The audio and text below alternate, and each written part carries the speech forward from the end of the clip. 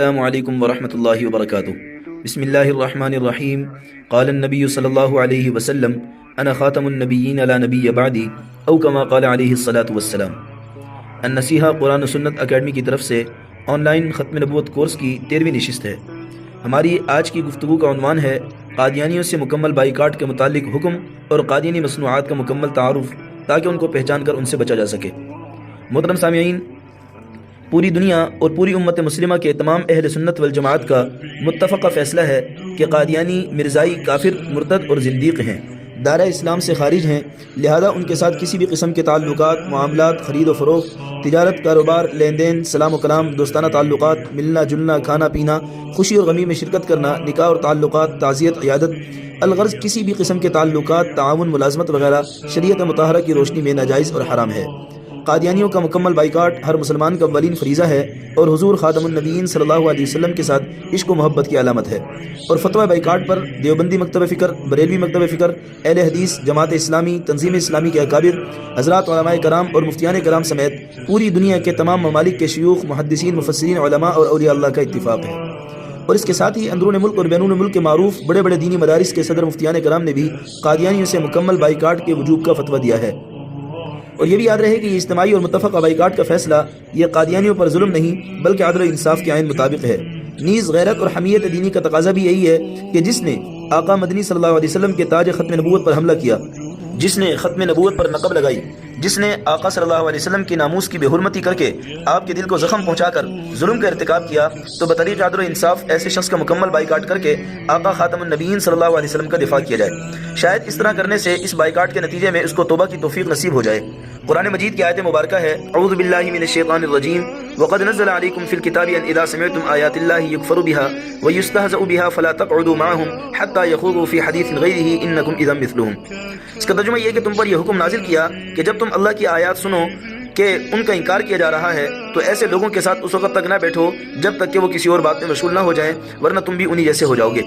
حدیث مبارکہ میں کہ رسول اللہ صلی اللہ علیہ وسلم نے فرمایا انا بریء من کل مسلم یقیم بین اظہر المشرکین، کہ میں ہر اس مسلمان سے برات کا اظہار کرتا ہوں جو مشرکین کے بیچ میں ٹھہرا رہے۔ سنن ترمذی صفحہ نمبر 194 جلد 1۔ اسی طرح حضرت سمرہ بن جندب رضی اللہ عنہ فرماتے ہیں کہ ہمیں حکم دیا گیا ہے کہ ہم کافروں اور مشرکوں کے ساتھ ایک جگہ سکونت بھی اختیار نہ کریں، یعنی ایک جگہ بھی ان کے ساتھ نہ ٹھہریں، ورنہ مسلمان بھی کافروں کی طرح ہو جائیں گے۔ اور سنن ابو داؤد میں تو مستقل ایک باب ہے جس کا عنوان ہی یہی ہے، باب مجانبۃ اہل الاہواء وبغضهم، یعنی بدعتیوں سے دور رہنا اور ان سے ناراضگی کا اظہار کرنا۔ اسی طرح ایک اور باب ہے، باب ترک السلام علی اہل الاہواء، یعنی بدعتیوں سے سلام اور کلام کو ترک کر دینا۔ محترم سامعین، حضرت عمر فاروق رضی اللہ عنہ کے دور خلافت میں ایک عراقی شخص جس کا نام زبیع تھا، اس نے یہ کام کیا کہ قرآن کی آیات کی منمانی اپنی مرضی کے مطابق معانی بیان کرنا شروع کر دیے، جس کا نقصان یہ ہوا کہ مسلمانوں کے عقائد میں شبہات پیدا ہونے لگا۔ تو حضرت عمر بن عاص رضی اللہ عنہ جو مصر کے حکمران تھے، انہوں نے اس شخص کو حضرت عمر فاروق رضی اللہ عنہ کے پاس مدینہ بھیج دیا اور اس کی حالت بھی ساتھ ساتھ لکھ کر بتا دی کہ یہ ایسا شخص ہے۔ چنانچہ جب یہ شخص حضرت عمر فاروق رضی اللہ عنہ کے پاس آیا تو آپ رضی اللہ عنہ نے نہ ہی اس کا موقف سنا، نہ ہی اس کے دلائل سنے اور نہ ہی اس سے صفائی مانگی، بلکہ سیدھا کھجور کی تازہ شاخیں منگوائیں اور اپنے ہاتھ سے لے کر اس کے سر پہ ایسے بے تحاشا برسانے لگے، اتنا ہمارا کہ خون بہنے لگا۔ یہ شخص چیخ پڑا اور کہا کہ امیر المؤمنین، میں آپ کو اطمینان دلاتا ہوں کہ میرے دماغ کا خناس نکل چکا ہے۔ اس پر حضرت عمر رضی اللہ عنہ نے اس کو چھوڑا اور چند دن مدینہ رکھ کر اس کو عراق میں واپس بھیج دیا، اور حضرت ابو موسیٰ اشعری رضی اللہ عنہ کو لکھا کہ لا یجالسہ احد من المسلمین، کہ مسلمانوں میں سے کوئی بھی اس کے ساتھ نہ بیٹھے۔ محترم سامعین، انتہائی اختصار کو مد نظر رکھتے ہوئے دلیل کے طور پر بائیکاٹ کے لیے صرف ایک آیت مبارکہ، 2 حدیث مبارکہ اور حضرات صحابہ کرام رضوان اللہ اجمعین کا فقط ایک ہی واقعہ پیش کیا ہے۔ حضور صلی اللہ علیہ وسلم، حضرات صحابہ کرام رضوان اللہ اجمعین، تابعین، تبع تابعین، خلفائے اسلام، علماء و صلحاء زمانہ، سب کا یہی طریقہ رہا ہے کہ ایسے لوگوں سے مکمل بائیکاٹ کر کے ان کی اصلاح کیا کرتے تھے۔ مزید تفصیل کے لیے ملاحظہ ہو کتاب قادیانیوں کے مکمل بائیکاٹ پر متفقہ فیصلہ از مولانا خواجہ رشید احمد صاحب۔ محترم سامعین، بائیکاٹ کرنا ہر مسلمان پر واجب ہے، چنانچہ بائیکاٹ کے مختلف انداز ہیں۔ ان میں سے ایک انداز یہ بھی ہے کہ دکاندار اپنی دکانوں کے باہر لکھ کر لگوا دیں کہ یہاں قادیانیوں کے ساتھ کوئی لین دین نہیں کیا جاتا۔ ہوٹلوں کے مالکان اپنے ہوٹلوں پر لکھوا دیں کہ یہاں قادیانی کو کھانا نہیں ملے گا۔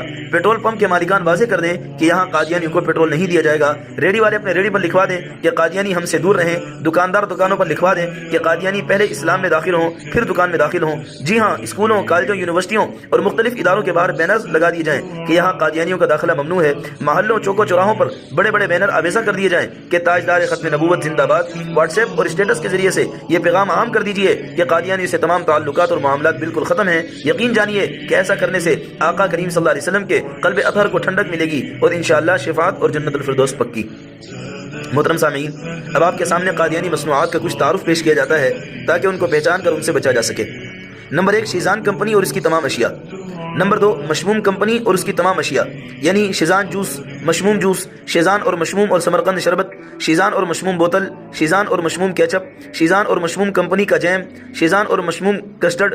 چونکہ دونوں کمپنیاں مکمل چیزیں بنا رہی ہیں تو شیزان اچار، شیزان اسپغول، شیزان ریسٹورنٹ، اس طریقے سے شیزان بیکری اور مشموم کمپنی کی منرل واٹر کی بوتل، مشموم جوس، مشموم اچار، Mashmoom custard, Mashmoom oil, Mashmoom ketchup, Mashmoom bakery وغیرہ۔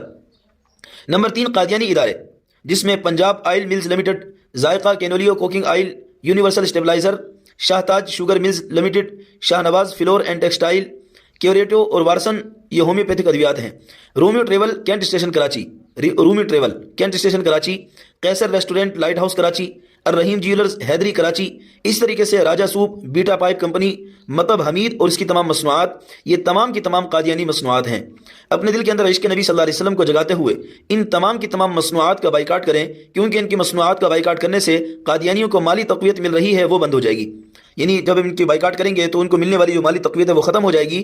دعا ہے اللہ تعالی ہمیں قادیانیوں کی مصنوعات اور ان کے شر سے بچنے اور عقیدہ ختم نبوت کو پھیلانے اور حضور خاتم النبی صلی اللہ علیہ وسلم کی ختم نبوت پر تحفظ اور پہرہ داری کرنے کی توفیق عطا فرمائے۔ انشاءاللہ آئندہ نشست میں اس بات کو بیان کیا جائے گا کہ نبوت کے جھوٹے داعیوں کے ساتھ حضور صلی اللہ علیہ وسلم اور حضرات صحابہ کرام کا طرز عمل اور رویہ کیسا تھا۔ السلام علیکم ورحمۃ اللہ وبرکاتہ۔